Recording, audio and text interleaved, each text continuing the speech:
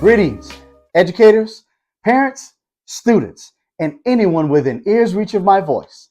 Tonight, I bring to you episode 5 of season 2 of Meetings with Mugs, a podcast all about positive impacts in education.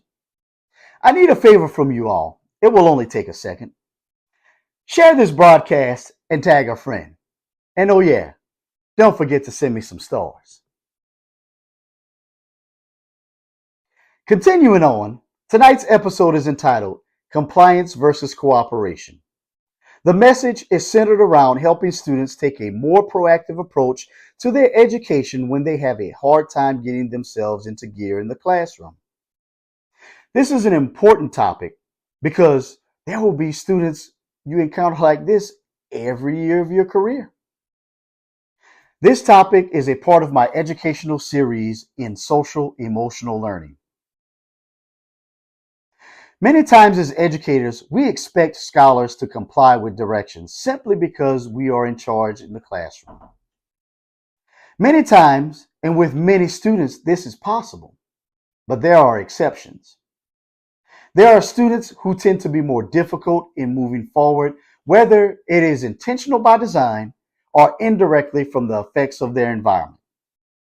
Regardless of what it is, we must understand and know how to jumpstart these students into achieving. That is why tonight I'm giving you strategies on proven research and from training I have received so you can utilize this in the classroom so that you can make positive impacts. These are strategies I've utilized to reduce discipline rates in schools, and I continue to employ these in challenging situations. The first thing to understand is that scholars possess the emotion of apathy. That means they lack interest in school, or maybe just lack interest in life. They tend to not care about their education or their schoolwork. The ultimate wrong step to take as an educator with a student as such is to demand and expect they follow your directions. Remember, this may work for most students, but not all. In the challenging scenarios, when we as educators take the do as I say approach, we instantly create a power struggle within the classroom. When a power struggle ensues, you have automatically lost. Your power as an educator is gone, out the window. C'est tout fini. And if you are not trained in how to handle these scenarios, I want you to take a moment to reflect. You probably have tried to get students to comply by threatening them, by being insistent, or by bribing them. Go ahead, reflect. I'm more than sure you can recollect an incident in which you have. You may also recollect that it probably didn't work. And hey, I'm no exception to the rule. It has happened to me before as well. If you're in denial, let me help you out a little bit and illustrate this further. Have you ever been upset with your administration because they told you what to do and expected results rather than showing you what to do? They put pressure on you with an expectation, but there was no support. Instead of supporting you, they said, if it's not done, you're receiving a write-up. That is what it feels like for a student with apathy. Now follow me for a bit as I help you understand how to combat this apathy. Number 1, help the student feel like you are with them and not against them. The student needs to understand that you are there to help them grow. Essentially, that is what we do as educators, right? Please don't ever forget that. You see, ladies and gents, some scholars lack either the coping skills to properly navigate a structured environment, or they lack the academic skills necessary to succeed at that particular level. Now, some ways to make a scholar feel like you are not against them is by making them feel valued in your room. Invest in the scholar's interest and use it. If it means putting a magazine that they like on the desk, or talking about gaming, or engaging in a TikTok video, you have to do something to invest in their interest. When you invest in their interests, they will see that you care because you took the time to figure them out. You spent personal time on them and didn't just blow them in the wind and continue teaching others. Gaining insight to their interests can be done through a check-in and check-out process. Meet alone with these students. This allows a more personal avenue to reach the student. Think about this in regards to your own children at home. They each want their individual, personalized time with you as a parent. It is no different in the classroom. They want your love and attention there too. Now, here's a tip within the tip. Elementary kids have a huge imaginations. Give them something hands-on to do. Let them explore their creativity. Middle schoolers, they like to game and engage in social media.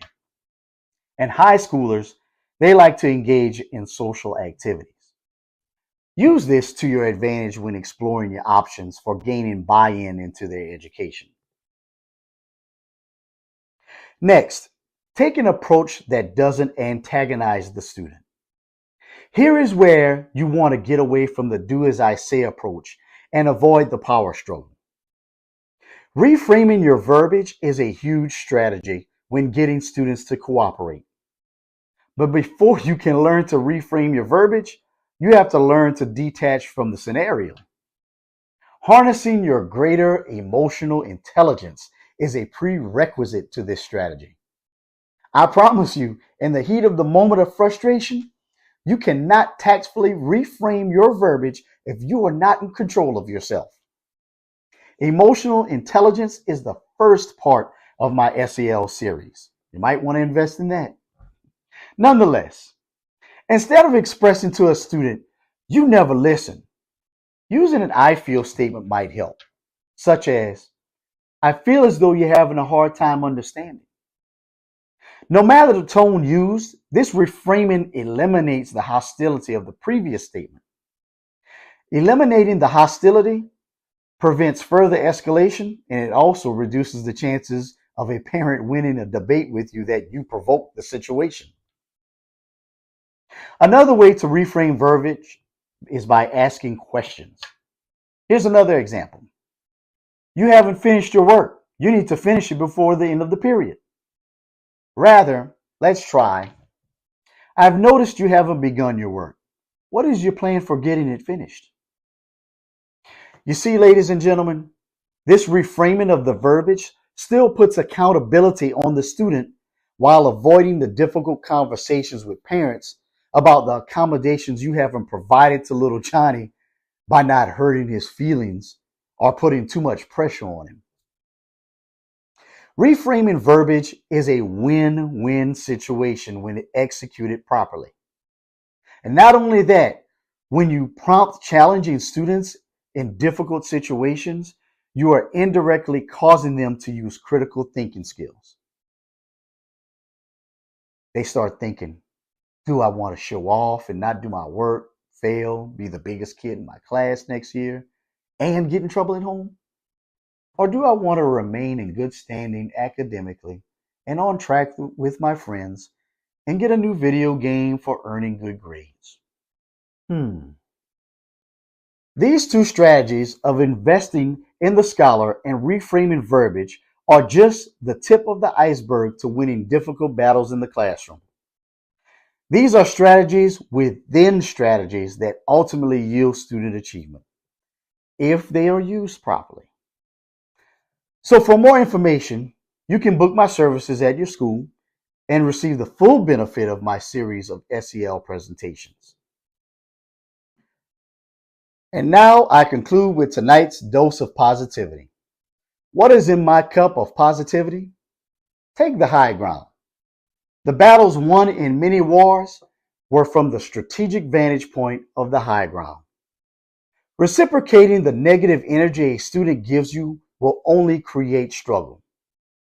Open yourself to vulnerability and strategically set yourself up for victory.